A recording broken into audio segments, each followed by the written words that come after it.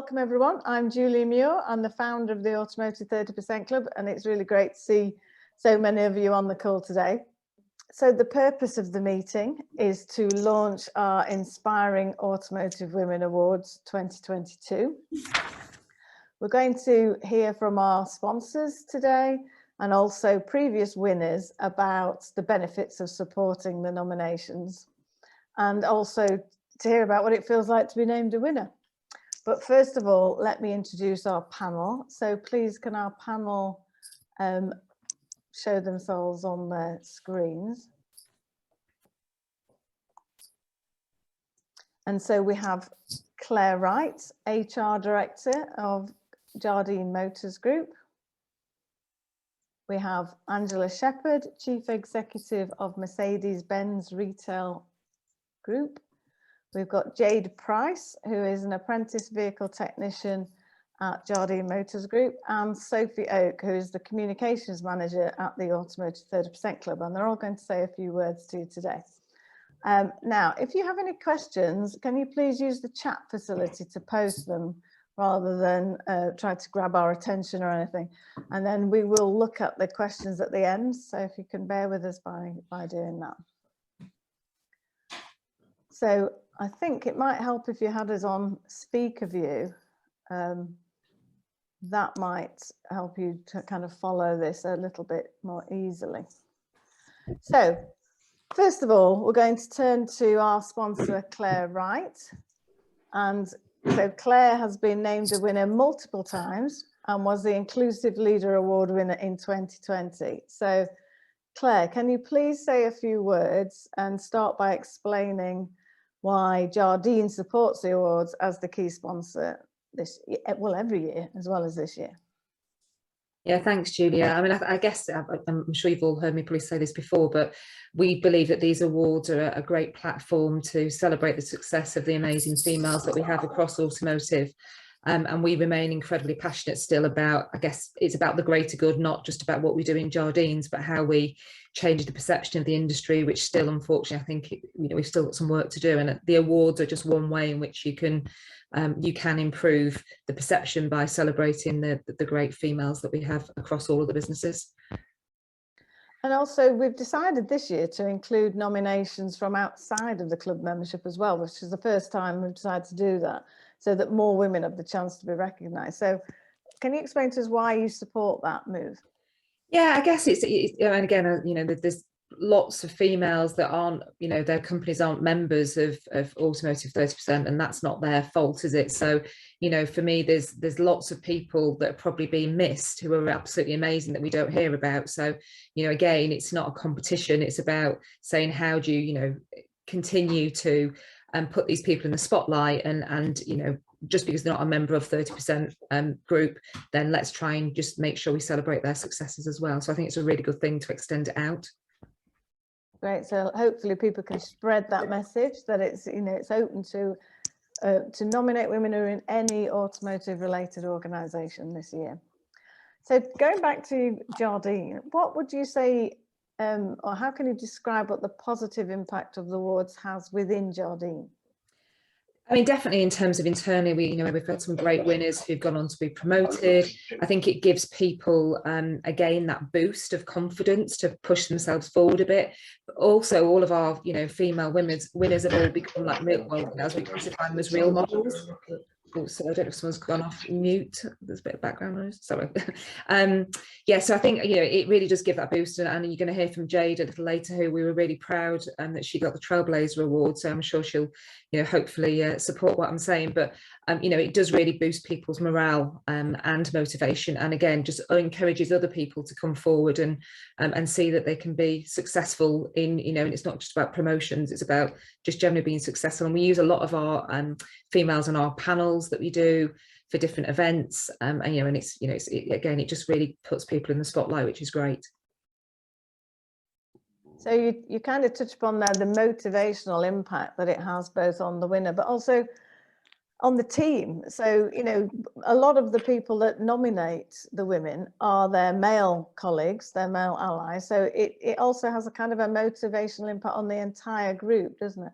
Massively, yeah. I mean, everybody, is always really proud of the people that they nominate. Clearly, that's why they nominate them. But again, I say the boost it does give to the team is huge, and you can't put a price on that. It's really, really positive.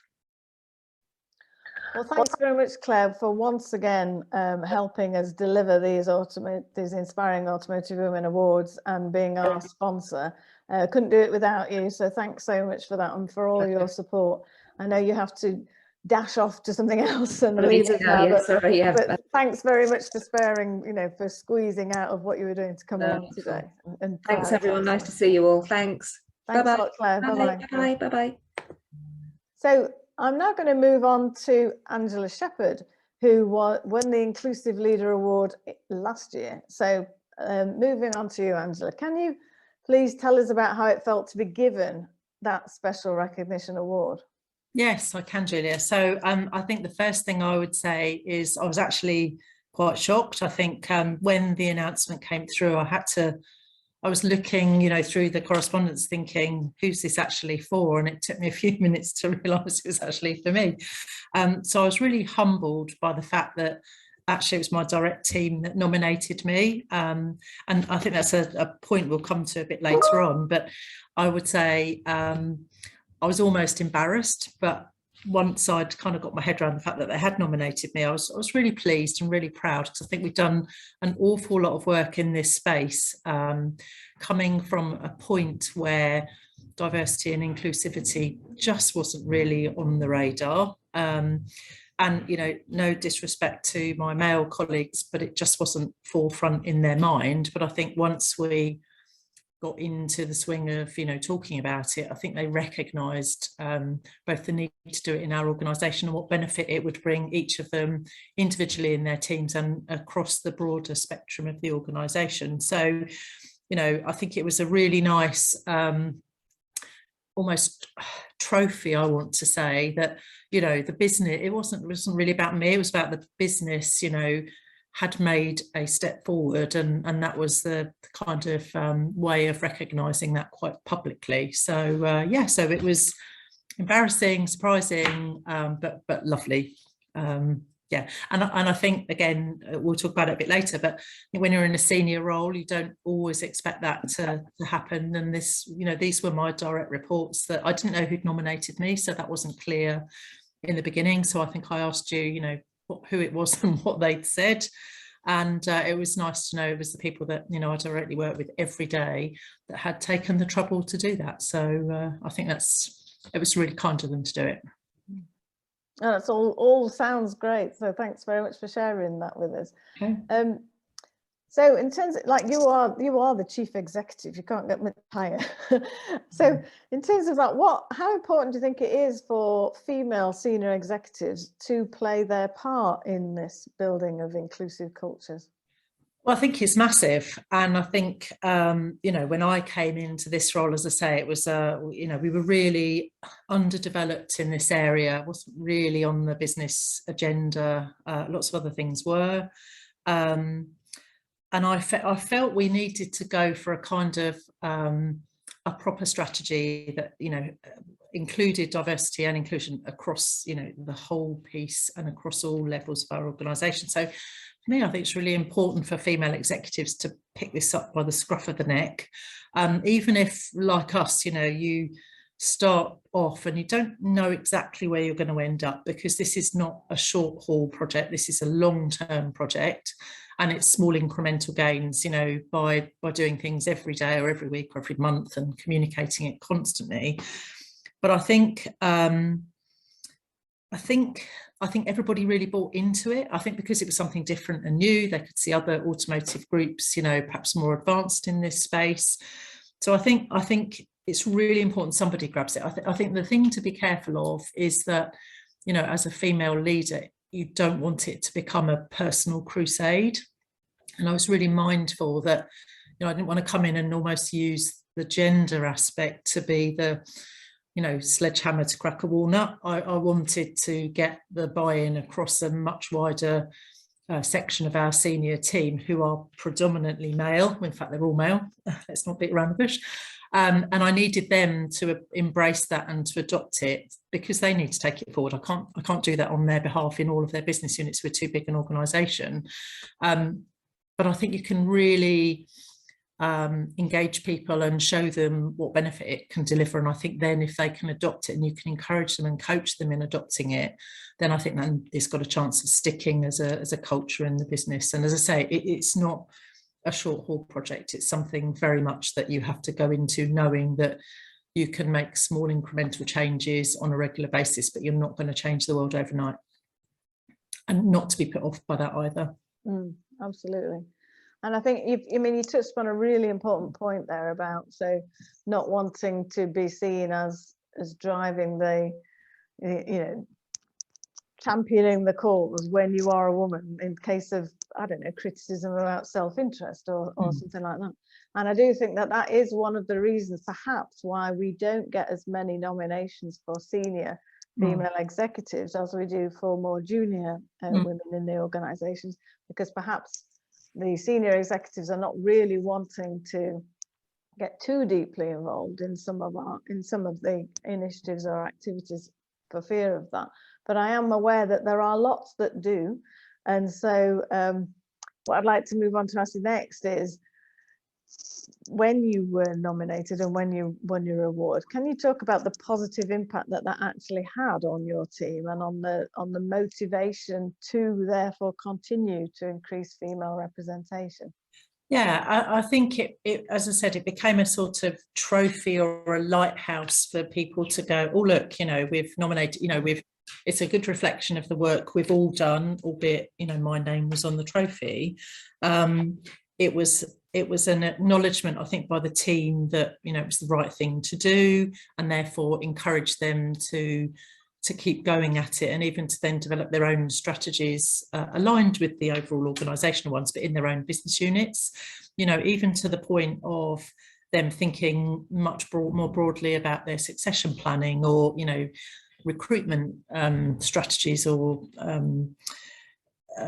initiatives and things. So I think it just gave everybody a little bit of positive reinforcement that what we were doing was the right thing, and it was a first step, but it was an important first step and something that they need to continue. I think they also feel now a responsibility to do it, whereas 2.5, 3 years ago wouldn't have been on the agenda. Now it's included in everything we discuss, whether it's a board meeting or an HR meeting or some people related topic.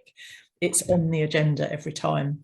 And I think what was really nice for me was that the lead nominator from my team, who actually is my CFO, said, actually, Angela, I understand that you don't want to make this a personal crusade, and you're interested in a very low ego environment.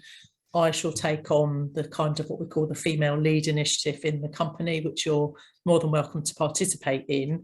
They actually took that off and has developed it from then. He is the lead, supported by some of the other senior executives as well. So it's certainly kind of been born and now lives on, but it isn't really being driven on a daily basis by me. It's getting its own arms and legs, if you like.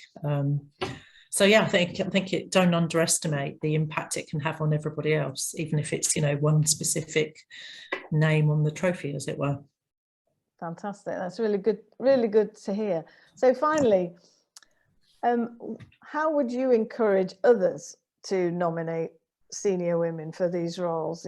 How would you what would you say to people about the importance of doing that? I think it's really important. I think it's really easy, isn't it, to just go, oh, this is for somebody more junior, because it's much easier to do that. And it's probably tougher to think about nominating somebody more senior, but there's absolutely no reason not to do it. And I think I can't speak for everybody, but certainly I think sometimes the senior leaders might pick up, nominations and awards for their business, but I don't see them picking up nominations and awards for their own personal behaviour very often. And I think that is a differentiator.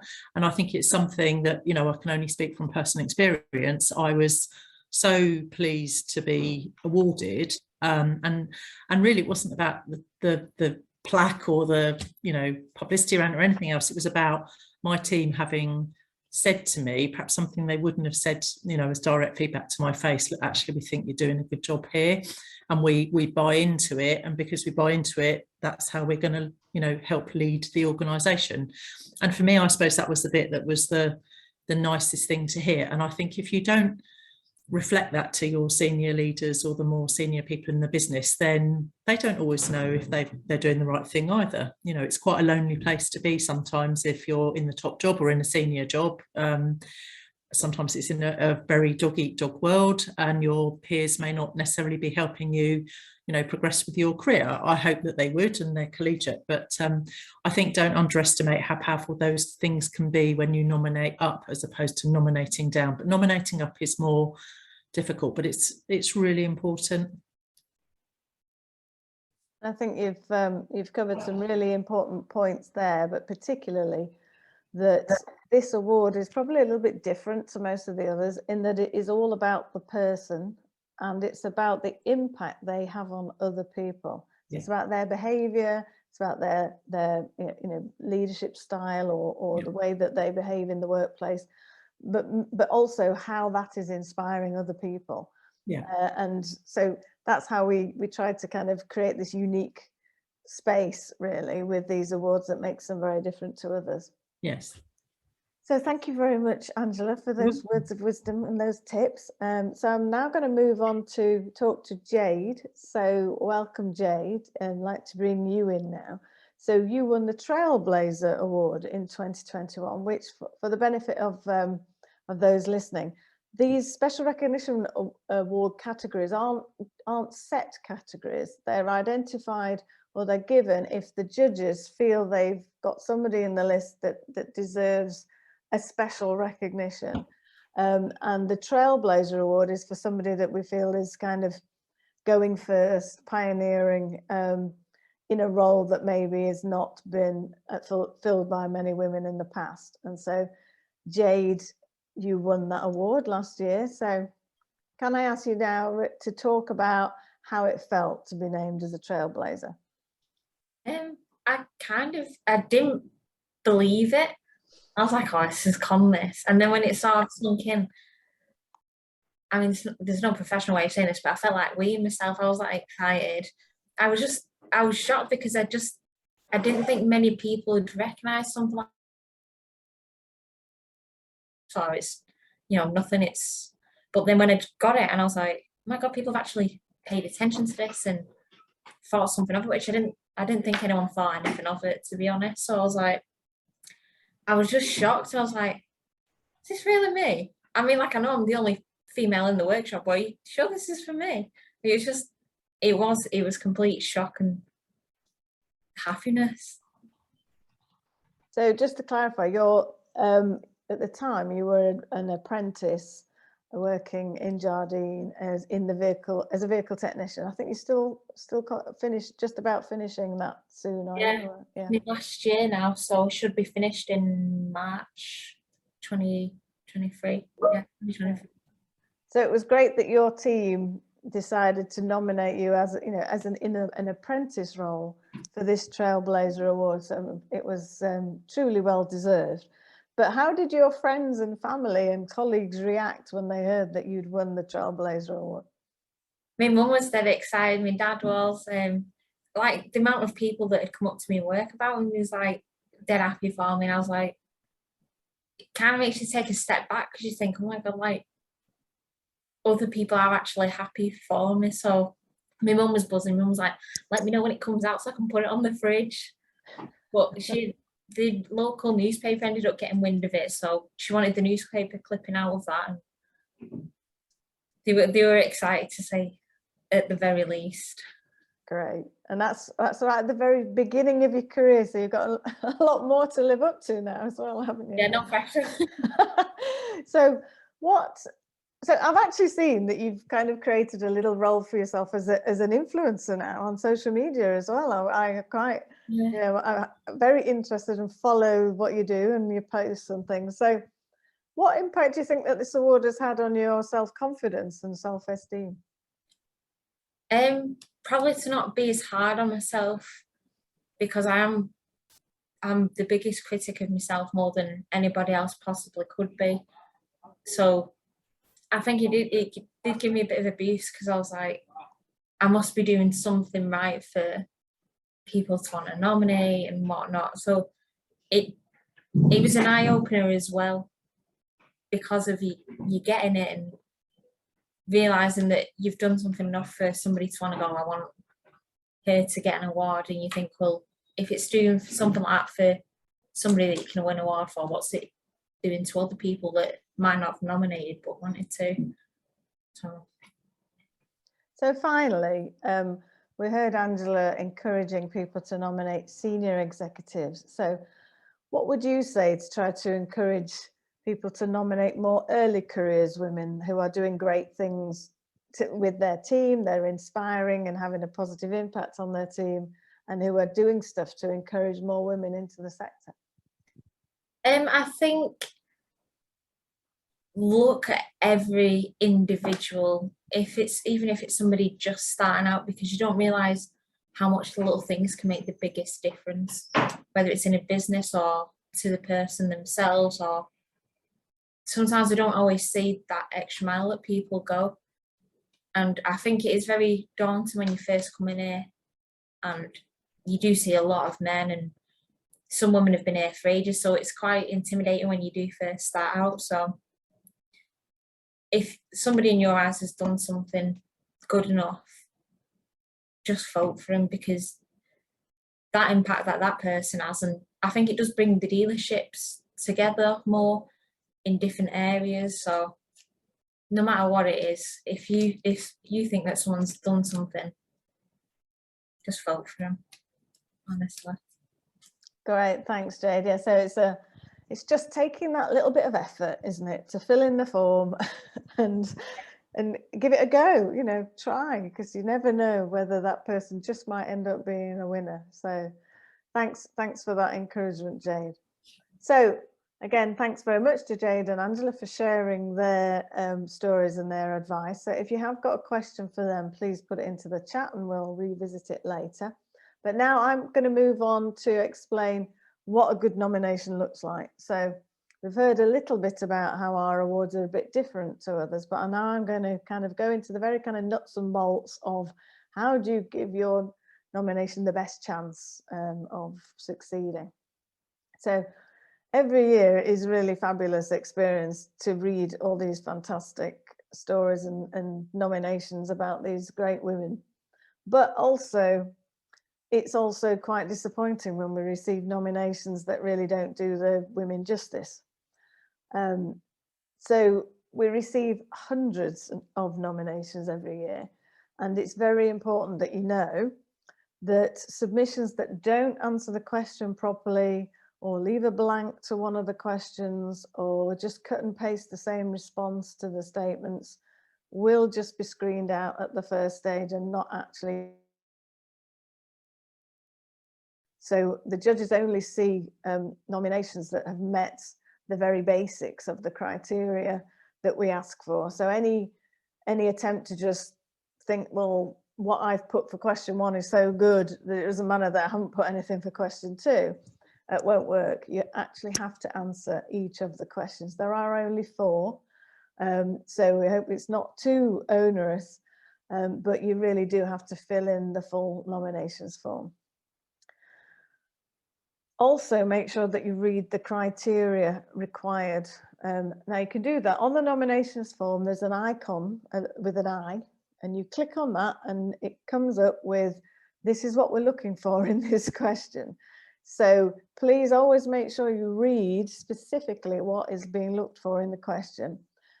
We think we've designed the question for them to be quite self-explanatory, but we have added extra explanations through the icon button just in case.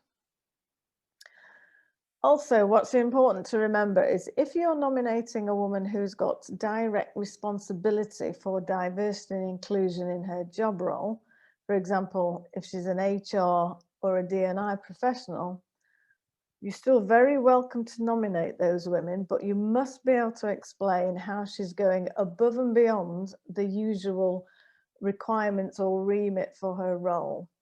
So obviously many HR practitioners will be responsible for doing lots of things that you could argue are great evidence of an inspiring automotive woman. But we have to bear in mind that that's what they are paid to do in a day job. And therefore, what we're looking for in people in those roles are where they've done really, you know, stuff that's beyond what would be expected of the normal day job. So I'm now going to run through some information that is all available actually on the nominators guide that was attached to the diary invitation for this meeting. So hopefully you will have time to have a quick look at that if you haven't already done so.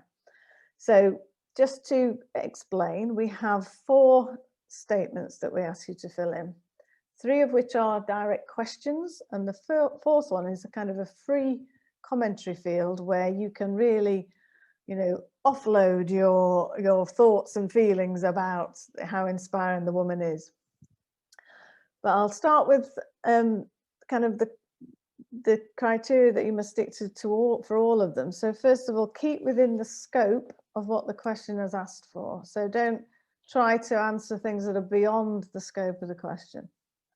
Also, answer each question in no more than 100 words. There is a word limit on what the nomination form will carry for each of the statements.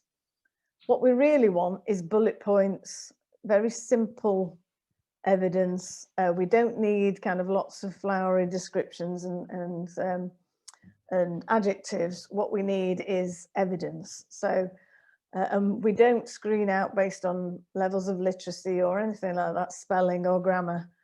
What's important is that the information is put in as succinctly and easy to read as we can. So I'm going to go on to talk about each of the statements. So the first statement is, she has inspired me because she has made a valuable contribution to the success of the business she works for.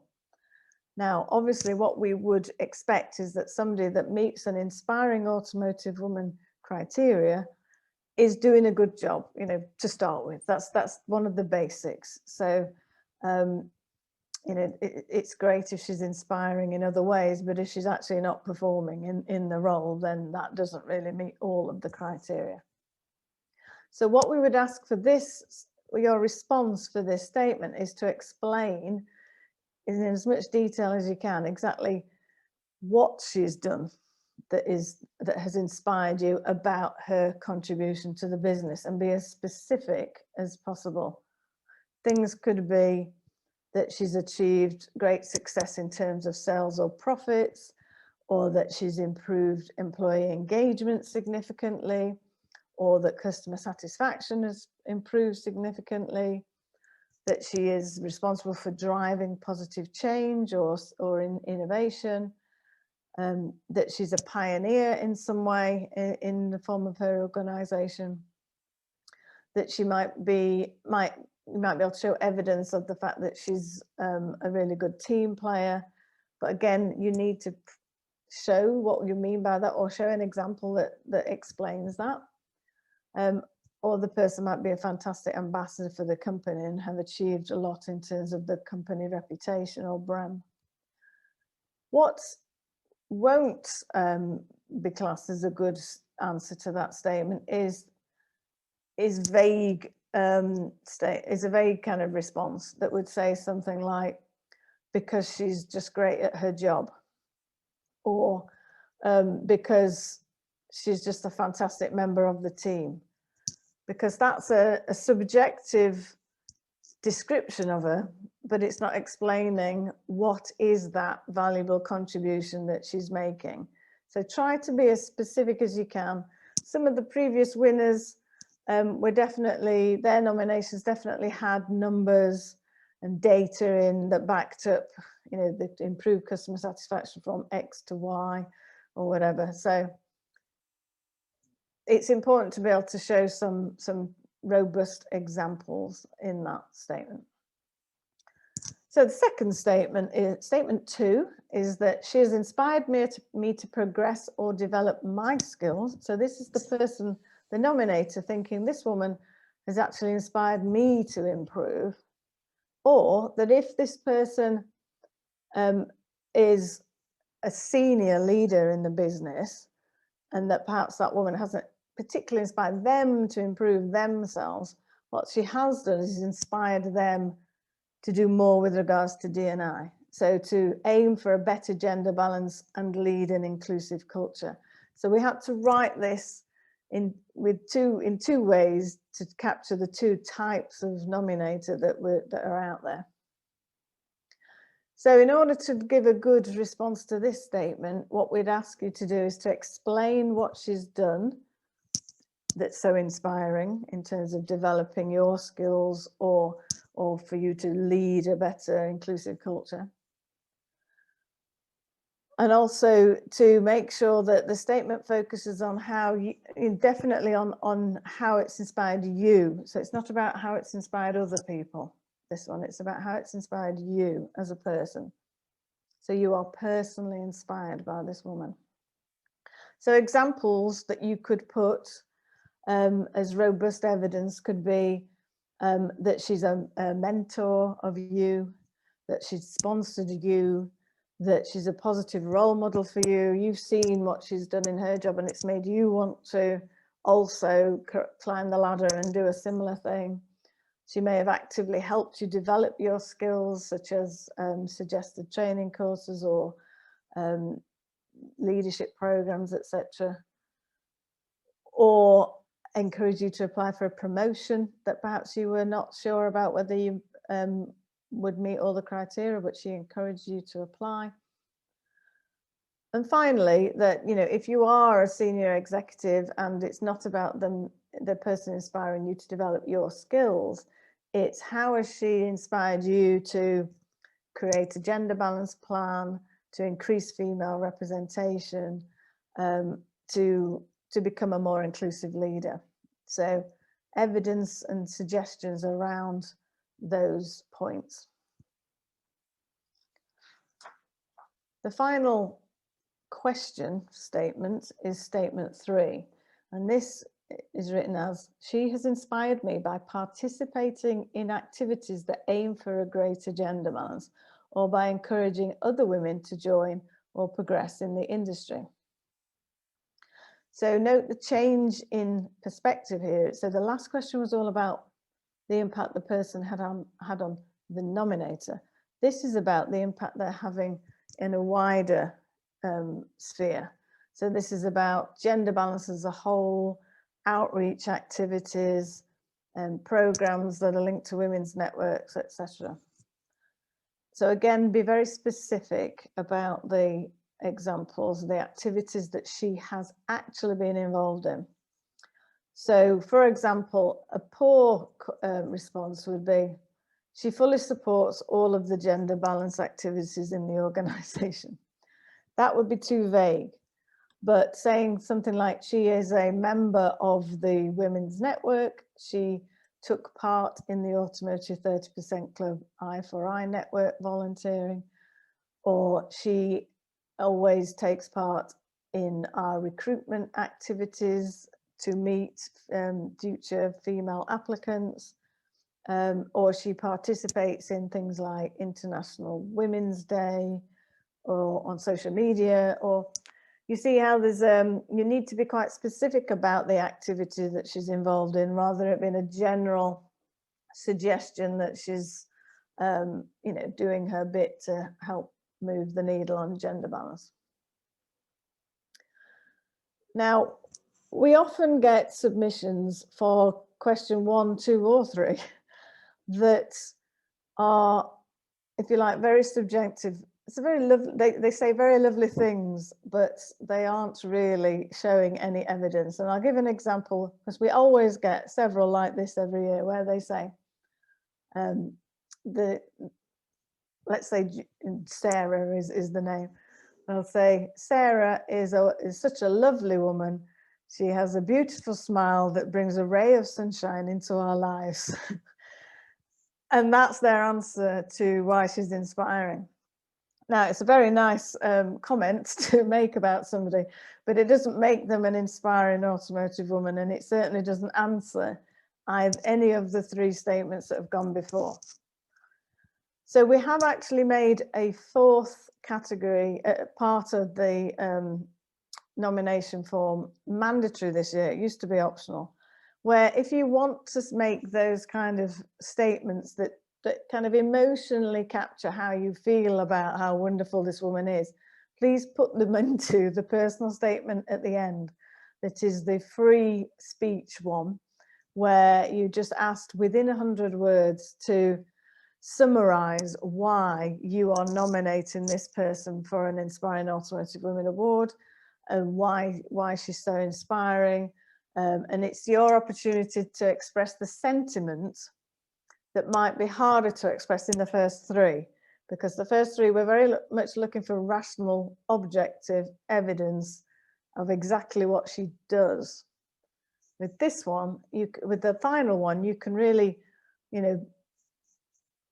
gush forth in terms of how wonderful this woman is in a more descriptive way. So what that enables us to do is, well, we've heard all the evidence that she's very inspiring, but that just brings it to life a little bit more about how much you feel about how this woman is impacting on yourself and those around you. So the combination of the two, we think, will make of both the rational questions and the more emotive one at the end will give a nice all-round set of evidence for the judges to make their decisions from. So that is how we're going to look at the nominations. We're slightly over time, so I'm going to hand quickly over to Sophie now, who's going to talk to you about how to get involved with the communications. So yeah, I'll rattle through this next bit pretty quickly, but I'm going to speak about how you can get involved with our communications, and also how you can best support the awards and encourage nominations within your organisations as well. So I'd like to initially start at our social media activities and the best way that you can get involved in those externally, and obviously show your support of the awards as well. So some of you may have already seen this morning that we published our launch article. So that's it, the awards are official now. And that also links to the nominations form that Julia's been speaking about, the nominations guide, and there's also a link to the members guide as well, which just gives a little bit more extra information if you need it at all. As Julia said as well, obviously there is a lot more information on the nominations form with the little eye icon. So I do encourage you to use that as well as the nominations guide, which is attached to this invitation that I sent out to all of you today. And I'll double check that I can send I can reattach it and resend it again if you've not yet received that. So following on from today's article, then there'll be a range of communications that will be going out externally. So a quote from our sponsor, Neil Williamson, CEO of Jardine Motors Group. There'll be quotes from Julia. There'll be quotes from previous winners. So sort of video snippets of people like Jade and Angela, explaining obviously how it felt for them to be a winner. And then there'll be ongoing posts to encourage nominations over the coming weeks, with the exception of the second week in May, which is our annual conference. So you should see a few bits popping up, and just sort of, if at all in your busy days you get any chance, please do hop on LinkedIn, and hopefully there'll be a post within that week that you'll be able to like, comment and share. If you've got any members, any previous winners within your organisations, then we will be linking each of our previous winners to them posts, just to help get that out in their network as well, and to spread that across across everyone's networks, and overall, obviously, a wider automotive network. Obviously, it's open to everyone this year, new for 2022. So the more people that can see them post, then the better, really. If you're not already, please do make sure that you are linked with our Twitter and LinkedIn channels predominantly. If you type in Automotive 30 Club or Automotive 30% Club, anything along those lines, we usually come up pretty quickly. And I think most people are linked with us anyway, so you should get notifications through. and I can share them in the chat facility after anyway. So once the nomination phase is over then, and you've done all your liking and commenting, then whichever organisations have got a winner, they will then be sent a PR and comms kit in the lead up to the IAW award ceremony. And that'll detail the ways in which you can showcase your winners, sort of example posts that you can put on social media, ways in which we can help to celebrate them, and it'll explain sort of how the club are helping to promote those winners as well.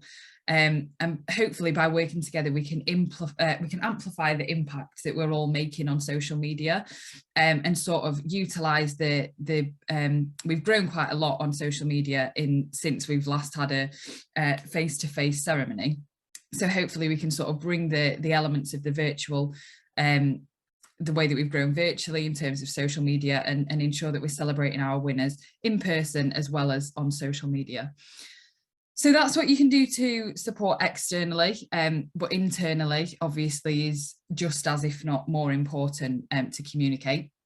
We encourage that you do this really through your internal communication systems, whatever they may be. Obviously you'll know a lot better than what we will. If you could share the launch of the awards, maybe in the next week or so, for example, and encourage nominations through all areas of the business really. So we want to see, as Julia said, nominations for women from all areas of the business. So whether it be senior positions or apprentices, for example, it's really important that we see them, because we do notice that sometimes the awards don't always get the take up in the whole business. It might be that we've sent communications to HR and then there's, you know, predominantly people in HR are getting recruited or something like that, or PR or whatever. So yeah, if you can really sort of help to use your internal communication channels and help to get that down into all areas of the business, that would be fantastic. And obviously we also know that a number of our members have sort of women's networks as well as a lot of other networks, whatever that may be. And we would encourage you to communicate via those methods as well, particularly the women's networks, obviously, because that's where we often find some of the most inspiring women from within your organisations, and obviously wider as well. And that's where they sort of really help to make a lot of the impact that isn't direct to their job role, for example. So I'd really encourage you to go through those women's networks as well as internal methods. So yes, please do share the nominators guide, which is attached to this invitation. And yeah, share that internally if you can do. We encourage that some form of communication, you know, perhaps explaining why it is that the organisation are a member of the club, why these awards are so important, and obviously helping to encourage nominations, because ultimately it's you lot that want to find winners within your companies, and, you know, hopefully have winners within your team or even yourself. So full explanations of each question are obviously on the nomination form, as well as the nominators guide, and hopefully that should help everyone to understand a bit more if they've got any questions about the answers that are being asked to be given. So we look forward to hearing to reading about all the inspiring automotive women within your organisation, and we look forward to seeing any communications, and obviously liking and sharing the things that we've got. So I'll now hand back over to Julia, who's going to take questions from the audience. Thanks, Sophie. Yes, and just to reiterate about the importance of sharing internally is that we know that some organisations, and this seems to have a high degree of success, do allow their people in their organisations to ask HR if they're doing the form right, if there's any tips. They are helping. They're not doing the things for them, but they're helping them to make sure that they don't make any mistakes on a nominators form. So if you are able to offer that, kind of just get in touch with us if you're not sure about how to go about doing this, I think that would help drive some more nominations through as well from some of the wider areas of the business. So I am just going to take a couple of questions. You'll have seen I've already responded to Zaina, who asked, can you nominate international people? My response to that is yes. The person has to work under the member. So just to clarify that. So for example, I don't know where Zaina works, but for example, Cox Automotive are a member. Martin Forbes is the global CEO, and therefore, yes, they report into him and they would be covered. If you're thinking of nominating for somebody who does not work in the organisation that is the member, you know, the UK organisation, for example, I'm just going to say Mazda here, because Mazda UK are the member, Jeremy Thompson. You wouldn't be able to nominate somebody that is in a further part of the business, unless those people would be willing to pay for them to travel over and attend the events evening. So it's, you know, we are opening it out to about nominations to all women, but what you've got to think about is the practicality about whether they're part of the organisation they work in internationally would be willing to fund them travelling over and staying over to attend the awards event in October, because it is really important that the winners can in person attend the event on that day. So please do bear that in mind. Claire Bainan has asked, is there a limit on the number of nominations per organisation? And that is, the answer to that is no, there's no limit. Please feel free to unlimited nominations. But we are looking for quality rather than quantity. So please do make sure that they're all high quality. And Zaina said that they're at Carlisle, so yes, that should be okay because they're all working for James Hind, and I'm sure James would be willing to fund the travel, but you perhaps want to check with him first. So just a couple of other things to mention, just to summarise really, because I think that's where we are with the questions. So just going back to the very basics of why we set up the awards. So the Inspiring Automotive Women Awards really help people to achieve the part of the 6 steps that refers to holding on to your talent. So once you have women working in the organisations, how can we motivate and encourage them to progress and to stay within the business? And we know from the feedback that we've had about winning an award is that it is very motivating. It feels great to have your contribution to the business acknowledged in such a public way, and therefore it is a great way to, you know, achieve one of your 6 steps with regards to the 30 by 30 strategy. Now, the other aspect of this that we've found kind of accidentally, but it's a great consequence of what we're doing, is that we found that some companies who have you know, they've had lots of nominations, but obviously not everyone can win. So we only choose 31 winners, one of which is the overall winner, and the other 30, of which maybe 3 or 4 get special recognition awards as well. What about all the other fantastic women that were nominated, but just unfortunately didn't make it on the final list?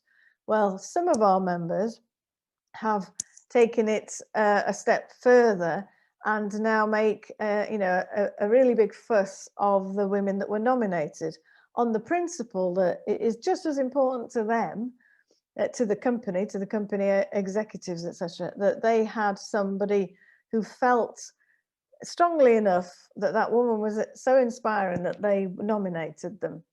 And that, in some respects, to some organisation is as, if not more important than having it recognised by a third party, you know, us externally. So, for example, I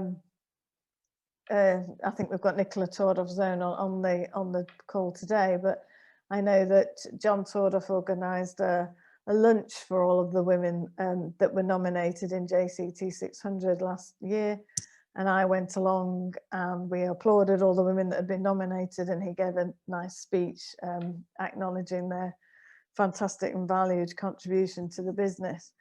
So it would be great if you were to also think about that as a possible positive way to motivate the people in your business who were nominated, but, you know, sadly not everyone can be a winner. Nicola, would you just want to say, I think you've just flashed up on my screen suddenly, so did you want to say something about that?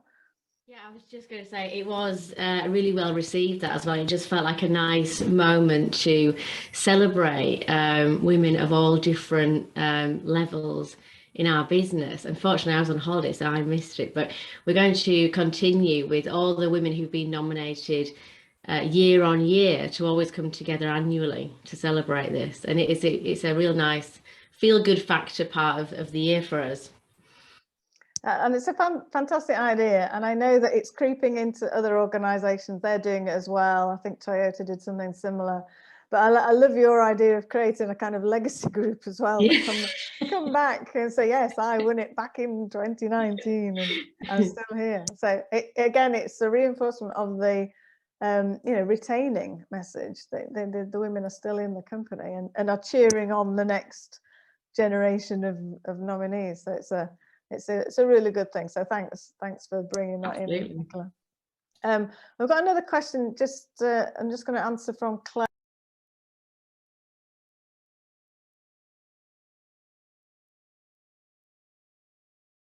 Sorry, I seem to have muted myself by mistake there. Yes, so just another question from Claire. Are there specific categories? The answer to that is no. So you just nominate, and it can be for any job role at any level in any type of organisation. We didn't want to limit it to categories because I have seen, sometimes I'm a judge for many of the automotive awards, that you'll get a category with 79 entries and then another category with 2. And it's like, well, how is that a fair choice to choose between the 2 versus choosing between the 79? So I decided not to have separate categories for, we don't have a most inspiring salesperson or most inspiring after sales or anything like that.